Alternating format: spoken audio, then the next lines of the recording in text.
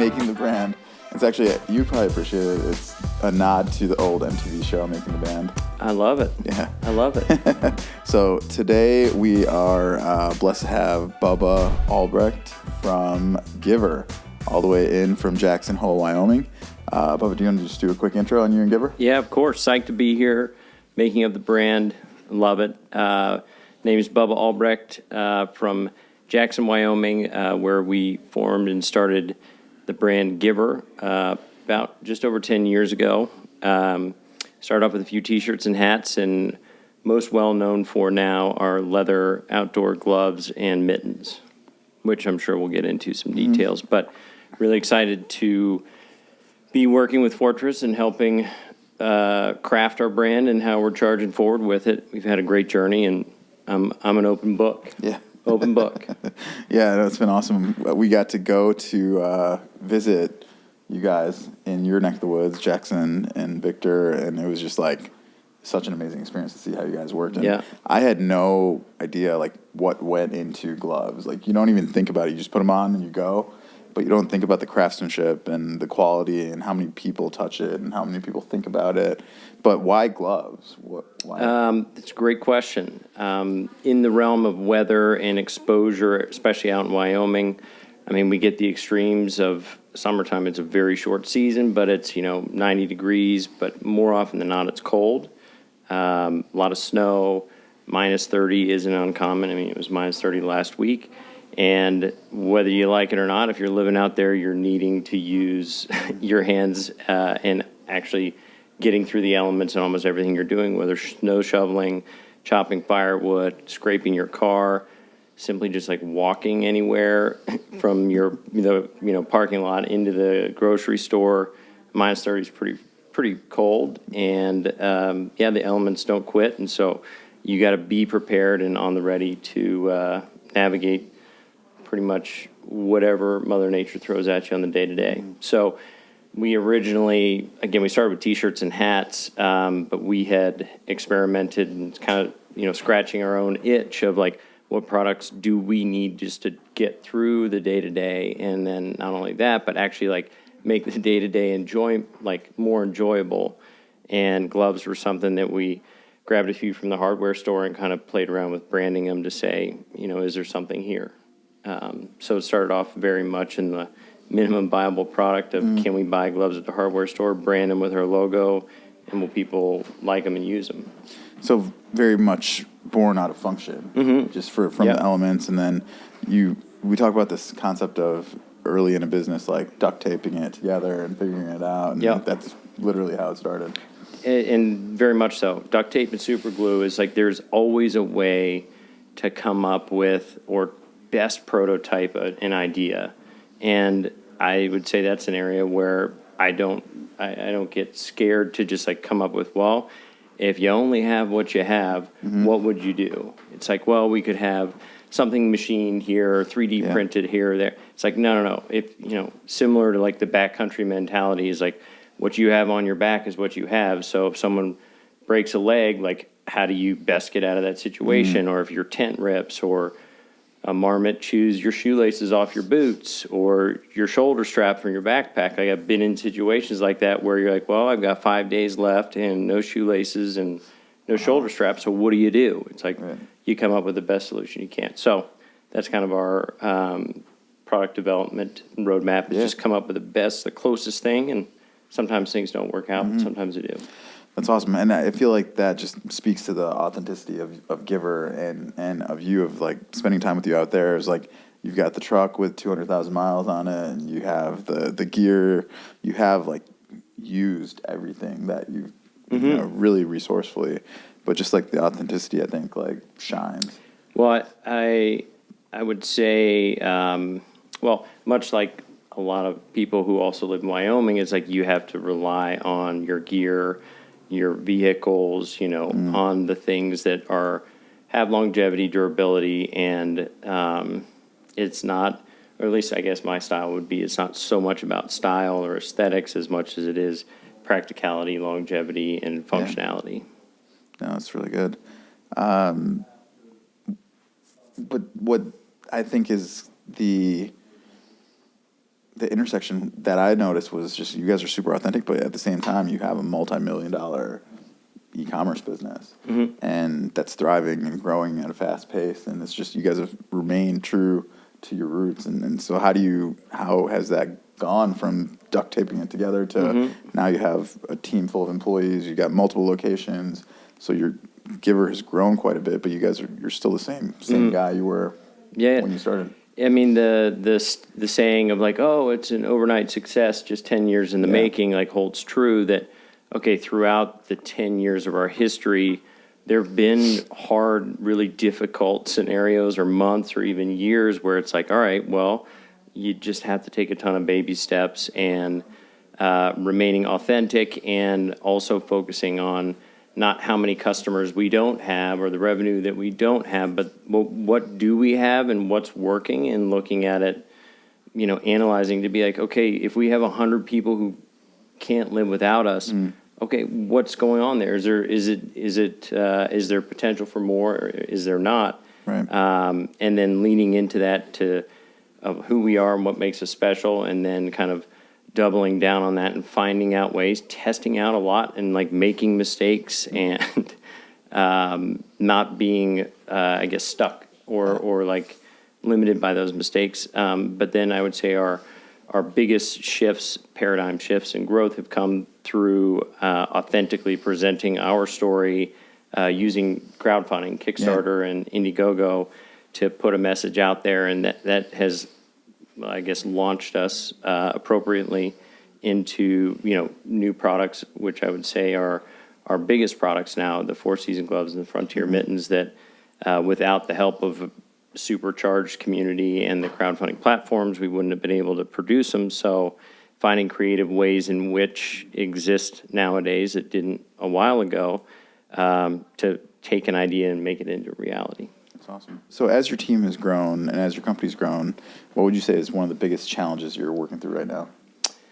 I would say in the best of ways, it's like we're always trading up for better challenges or better problems. And we've been very fortunate to, over time, especially grow the team and grow our operations. And with that comes new difficulties as we try and establish who's doing what, scaling, finding out how to ship to other countries. It's, who's owning what zones of the business and how we best grow, knowing that excitedly we are growing in our scope and our interaction with customers, and that it's, sometimes 2 steps forward, 1 step back, but not letting that be a surprise, that there are new challenges. And at each stage or each phase of growth, a lot of new things come up. And the biggest, I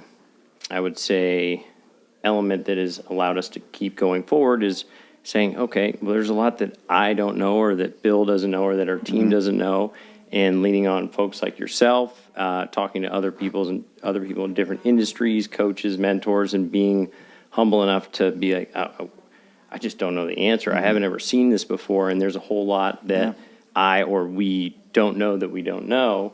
And by being more open, there's a lot to be learned. Yeah, I remember feeling that after spending time with you, like you're super like wired similarly of looking after wisdom and people that have been around the block and have experience, and what can we learn and how do we shorten the learning curve.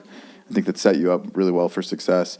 How did you end up in Jackson Hole? Just because I've only been there once, and I'm a Midwest kid. I think you're a Midwest kid too, from Ohio. But Jackson Hole seems to be like this mystical, magical place where you go and like you touch the water, see the mountains, and you never leave. Totally, and it is just that. And if it stops becoming that, it's time for you to move away. Is kind of the general phrasing. My uncle worked at a ranch camp back in the 70s, and he was kind of one of my biggest mentors as far as outdoors folks go, and he convinced my folks it was a great idea to send their kids out to this camp in Wyoming to learn how to ride horses and backpack and fish and do all this stuff that seemingly is like the out west type of activities. And so I was fortunate to go there as a kid and see mountains that don't exist in Columbus, Ohio, Right. and have a snowball fight in the middle of July at 11,000 feet. And I kind of fell in love with that rawness and those types of activities. And I ended up working there throughout college, and then ended up working for the camp full-time afterwards, before starting Giver. So a fun roundabout journey, but a place that I immediately fell in love with first time seeing it. It seems like I see the appeal. It's like breathtaking. Almost like it's not a real place, especially in the U.S.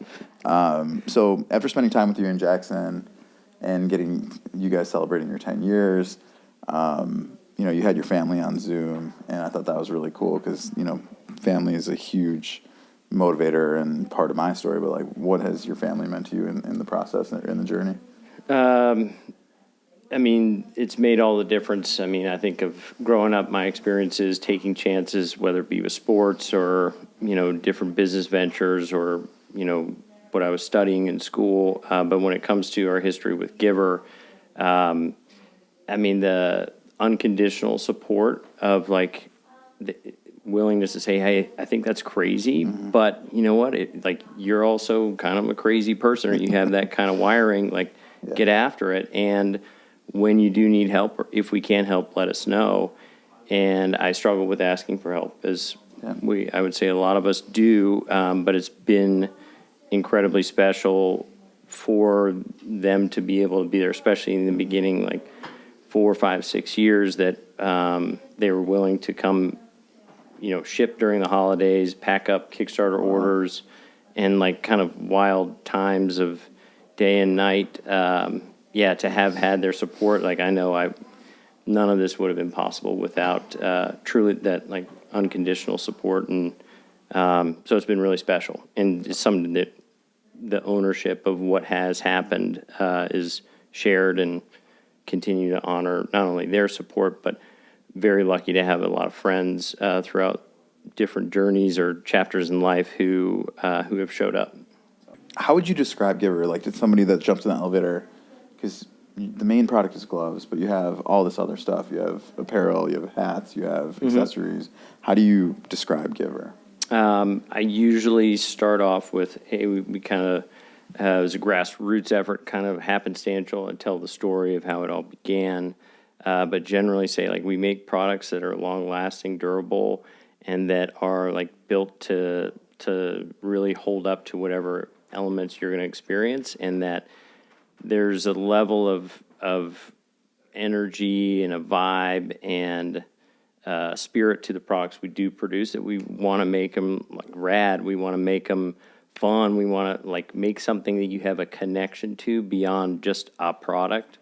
And the steps we've taken to brand all the gloves with initials, and waxing them, bake them in the oven, and putting in the love is we do care about the products we produce, and we're still willing to take chances because you never know what's going to happen. But letting people know it's longer than an elevator pitch, but sharing that we really give a shit about what we're doing, and we make products for people who care about what they're using, especially in extreme circumstances. Makes sense.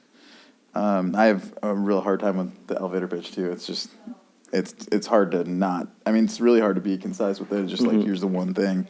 So speaking of your products, what would be the one product, if a person was buying one of your products and they were only picking one product, which one would it be for you?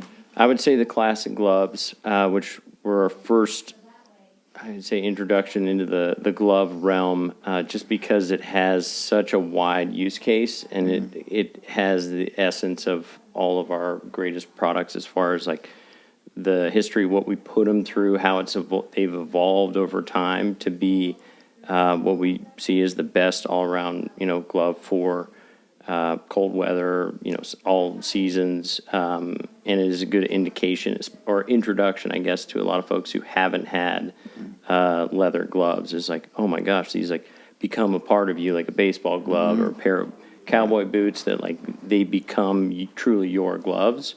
And I would say almost everyone in the United States, weather-wise, has a use case for the Yeah. classic gloves. Going along this brand question, one thing I've been thinking about and talking to some of the people on our team about is we obviously are brand builders here at Fortress, but we all support individual brands as well, and we feel like some of these brands like are us or extensions of us or have the same values as us. So like, what would you say are some of the top brands that you wear or buy or support that you feel like they are about what you're about? I mean, obviously outside of Giver. Yeah. I'd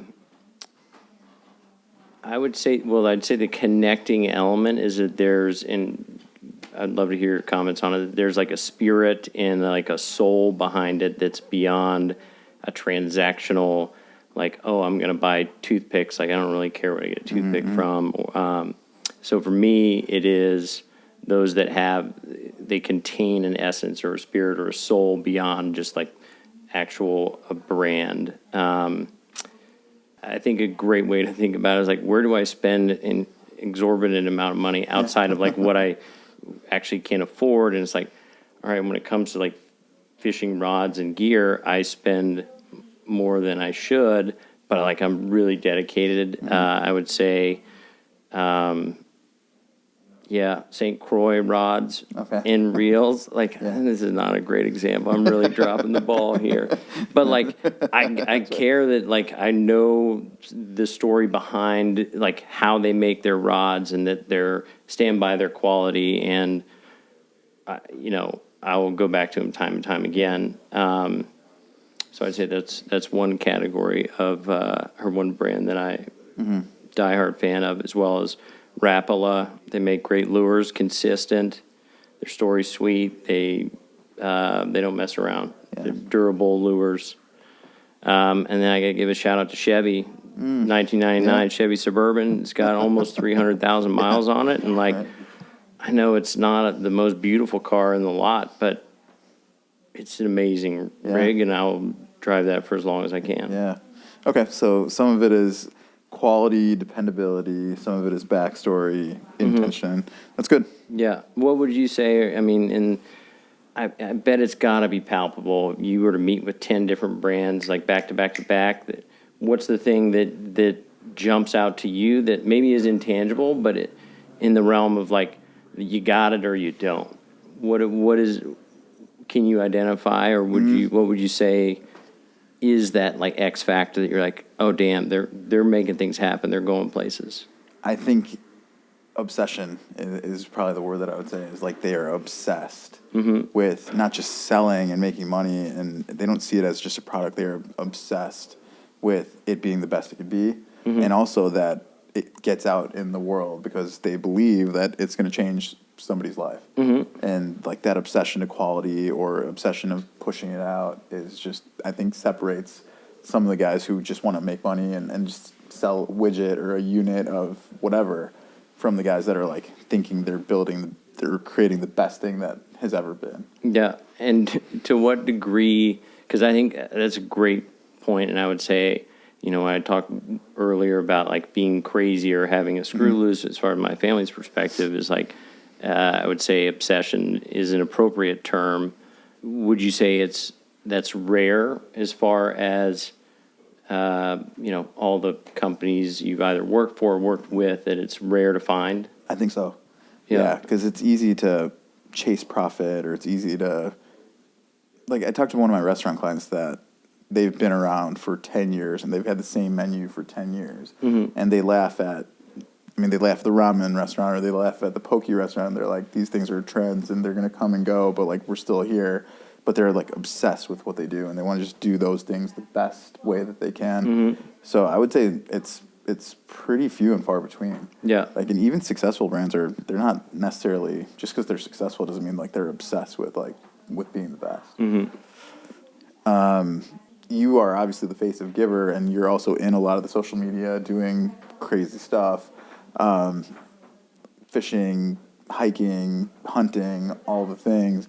If you could only do one outdoor activity for the rest of your life, what would it be? Great question. Man, I love winter, but summer is so sweet when it does come around. being barefoot in a bathing suit and fishing is about as good as it gets. Yeah. So, I mean, that's kind of a junior varsity answer, but I don't know. I think the extremes, I dig the extremes, and I mean, it is more of a cop-out answer, but I would say to me, the greater outdoor activity is like, I've been so lucky to get to experience people in their element doing the thing that they love the most as like a student, as someone tagging along. I mean, from my uncle, turkey hunting and fishing, to these incredible athletes and dedicated outdoor enthusiasts, hunting, fishing, snowmobiling, snowshoeing, cross-country skiing, split boarding, like just getting to witness people geeking out in their element. It's as good as it gets. Yeah. I don't even know what half of the things you just said are. You're going to have to come back out to Jackson. I would love it. I would love to. I want to I've actually never been hunting, I've never been fishing, and I've never been camping. And so this conversation's over. I know, man. No, but it's on my, like, I want to be that guy. Like, we talk about giver, somebody buys the gloves and they're acting as if, and, you know, like the banker from Connecticut who buys the gloves and they're buying into that lifestyle. Like, I actually want to be a part of that. Well, I think a piece there that as adults we can lose sight of is like, hey, everyone at some point was a beginner. And like it's easy for our egos to jump in and feel like, oh man, we're not cool. We don't know how to do this. All these people are just pros or whatever. There's no stage that's too late to start or try anything. And I would say I try and insert myself into activities and situations that remind me of that, because there's no time that's too late to try or start something. And appreciating, like, okay, at one point we didn't know how to ride a bike. Right. We ate it quite a few times, and then boom, we were riding a bike. It's like that journey, I think, is a great one. And I mean, the essence of like Giver and what we're all about is like giving your all to learning an activity, going out hunting the first time, going out camping, and like dealing with like how do you go to the bathroom in the woods is like, it's a great thing that continues to push your comfort zone. And like when we get over the ego piece and we all realize like, hey, no one's really that cool. Yeah. It's when great things happen. Yeah, I agree. I love it. I'm a big fan of like discomfort, of like forced discomfort, whether it's something you're bad at or something that you don't like, and just pushing into that. So final question, this has been awesome, but 100 years from now, what do you want somebody to remember you by? I would love to be remembered as like the constant stoke master, where like not about what I did or what, just the attitude that like anytime I had the chance to help support, whether it be kids working at camp and like getting them to overcome that fear to be like, I love the outdoors now, or someone taking a chance at starting a business, or someone wearing the gloves and having the confidence to go out and learn how to ski for the first time, whatever it is, that is like an additive force of like, keep doing it, keep getting out of your comfort zone. That I hopefully was a radiant force of like, get out there and do it. And yeah, I would be honored if that was the takeaway. Awesome. I feel like the tagline for you and your tombstone would be Giver. He gave all he could, or give her all you got. Hell yeah. We get the mason to chip that away, have it ready to go. Awesome. Thanks a lot, Bubba. Yeah, much appreciated. Cheers, amigo.